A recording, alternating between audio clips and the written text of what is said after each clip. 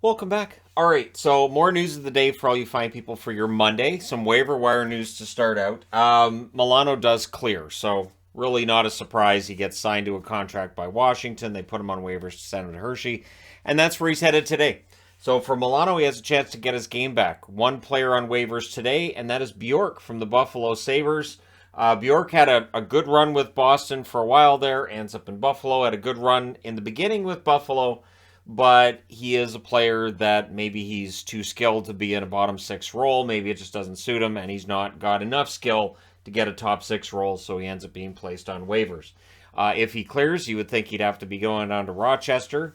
And I say that because there are times where a guy gets waived and stays with the big team.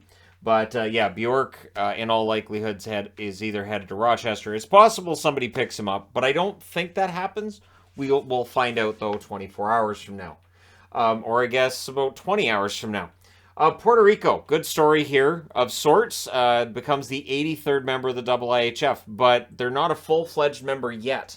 In order to get a full-fledged membership status, there are a few hurdles to clear, including they need a new ice rink. They had an ice rink that was damaged by Hurricane Maria, so they need a new rink. There are funds being raised in order to get them that new rink, which is a good story. And hey, they've got really nice looking jerseys. They did win a tournament, an under 20 tournament. Both the men's and women's won that tournament. A tournament which includes countries from Latin America, the Caribbean, and the Middle East. So areas of the world where hockey's not exactly known as being a big deal. But again, I'm all for growing the game. And so hopefully Puerto Rico gets that building that they need. And it becomes even more of a feel-good story when that takes place, right? I did find that interesting since Puerto Rico is an American territory. But yeah, they're a IIHF candidate all in and of themselves. And so, yeah, it'll be fun to see how they do. Injury news. Rasmus Ristolainen has been placed on the IR by the Philadelphia Flyers, though John Tortorella has said he expects him to travel with the team. It's a lower body injury, so with some freed up space, they've called up Zach McEwen from the AHL. McEwen, of course, adds that toughness to the bottom six. No idea how long Ristolainen's out, but if he's traveling with the team, it doesn't sound like it's going to be that long. Tucker Pullman won't play tonight. It's listed as illness, although he got hurt in the last game too. So he's out. So either Noah Juleson or Jack Rathbone will play. Juleson was called up when Dries was sent down, likely because of this, right? Or could have been a number of things. I haven't been reporting on everybody getting sent up and sent down because it's crazy how much this is going on in the NHL, but when everybody's up against the cap, that happens. So yeah, with Pullman out, if it gives Rathbone a chance, I know there are Canuck fans that really want to see what Rathbone can do in the lineup. Personally, I'll be interested to see if Juleson gets in there, how he does, but either way, the Canucks defense really being tested this year, keeping in mind that Dermott hasn't played, he's dealing with a concussion. Myers hasn't played yet this year either. Ilya Mikheyev is expected to play tomorrow against Columbus. He will not play tonight against Washington. And then Vancouver's road trip finishes out on Thursday in Minnesota. This is not an easy road trip, and it makes it tougher when you're 0-2 to start said road trip, right? So it's Washington, Columbus, Minnesota, 3 games in 4 days, and then they come home and they play Buffalo on Saturday. So Mikheyev being in the lineup would be good news. They do need the injuries to stop, though, and it doesn't feel like the injuries are necessarily stopping. So here's to hoping that that's it for injuries for the Canucks for a while. But it's the Canucks. I'm not expecting that to be the end of it. Brandon Carlo's out for the Boston Bruins. It's an upper body injury. Renouf is in. Renouf had some good moments during the preseason, but he also had some moments during the preseason that I'm like, and where was that puck going?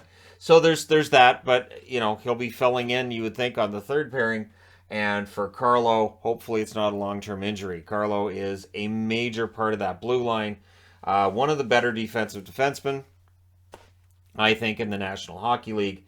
But yeah, with him out, that's definitely going to hurt a blue line that's already missing Charlie McAvoy, right?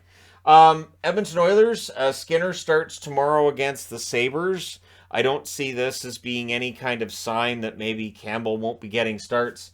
Since Thursday, they're playing against Carolina. Saturday, they're playing against St. Louis. I would expect Jack Campbell to get both of those starts.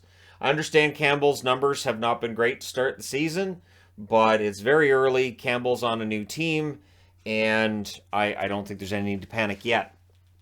That being said, there'll probably be a panic index this week anyways. Look for it probably on Wednesday. So we have a bunch of games tonight and some games tomorrow night, and once that's all done, we'll have a better idea of where the panic lies. I don't see any reason, though, for the Oilers to have any kind of panic yet. And Skinner's been good, so we'll see how he does tomorrow against the Sabres. But again, I don't read into this as a sign that maybe Campbell's job is in danger. I think they're just going with Skinner because Buffalo would be seen as the weaker of those three teams. And so Thursday and Saturday, those are the starts I would be watching as an Oiler fan to see who gets those starts. But I would think it'd be Jack Campbell. Again, no reason to panic. So some news I'm kind of split on a little bit here. So when the NHL brought in the player tracking, I thought, well, that might be kind of fun to see on screen. And then it didn't really work very well. They tried it at the All-Star game. It wasn't great, and they acknowledged it wasn't great. So what's going to happen tonight is Sportsnet now is going to feature real-time on-screen stats. And I'm pretty sure that's an optional thing, that you can watch it without it or you can watch it with. And as long as that's how it's presented, then I'm fine with it. We've seen some distracting ads on the boards, right? And I'm in agreement with fans that some of the ads that move are obnoxious. It distracts you away from the play. It's the same argument that I had last year when it came to the power play counter being on the ice on the ESPN broadcast and how it distracts. I think it's TNT does it as well. And to me, I find that distracting at times to have that counter in the middle of the ice. I much prefer it in the corner of the screen, so I have the option of looking at it. It's not right in the middle of, it's not drawing my eye line and drawing it away from the play. And some of those board ads do that, where there's that movement and your eye goes, what was that? And so, which is how it's designed to work, but it's taking your attention away from the play. And again, we're in the first week of the season. I think the NHL will get this feedback, and they may get the feedback from their advertisers as well on what they do or don't like. So we'll see if those ads change. And with the on-screen stats, I think probably going to be a case for Sportsnet now to see how those numbers perform, the streaming numbers with that. And there is that happy medium, I guess, when it comes to stats and what you want to see. And I don't mind the stats being thrown at you throughout the game. The only time that it kind of bothers me is when it's done purely for a gambling perspective. Purely for, okay, hey, if you want to make a bet now on who's going to score next. That's not, I don't find that particularly interesting, and that's one of those things that kind of drives me crazy.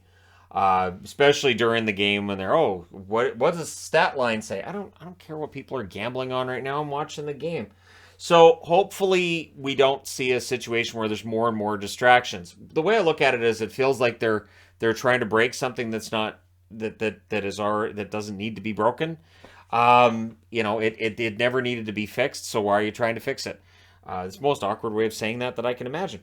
But yeah, they're trying to fix what's not broken. And I watch, replays of old games from the 80s and 90s, and you've got clean boards and clean ice, and there's none of this advertising stuff. It does go overboard. And yeah, I mean, on the upside, it means the NHL's making a really good amount of money, and player salaries will go up sooner rather than later, but it can make it tough to watch. So hopefully they find that balance, because if it gets too noisy on screen, people will probably find other things to watch. And I don't know how many new viewers that draws in either, because that's always the key is the NHL, how much outreach is going on, how many new viewers are you bringing in. And if you've got all this stats and everything on the screen all the time, and you've got all these board ads that are I can imagine for a new viewer it would be kind of tough to follow. There's always those discussions of how easy or hard it is to follow the puck on the ice. Well, now you're adding all these other distractions as well, right? I don't have a problem following the puck on the ice. I never really have, but other people have, and that's fine too. But there you go. I think it's because I think it's a Canadian thing. You just, when you're born, you can immediately just see a puck when you're watching it on TV. All right. Let me know your thoughts in the comments section below, as always. Don't forget to hit like and subscribe if you're browsing your way through. You just happened upon this video. And let me know, you guys, what you think about having stats on screen. So this is telling you the ice time, how long somebody's been on the ice, offensive zone time, and all that other stuff. and total ice time is on the screen as well. Let me know how distracting you would find that, or if you think, hey, that's a really good idea, I'd like to watch the broadcast that way. Don't forget to hit like and subscribe if you're browsing your way through, you just happened upon this video. Thank you guys so much for watching, for all your support. I will talk to you again soon.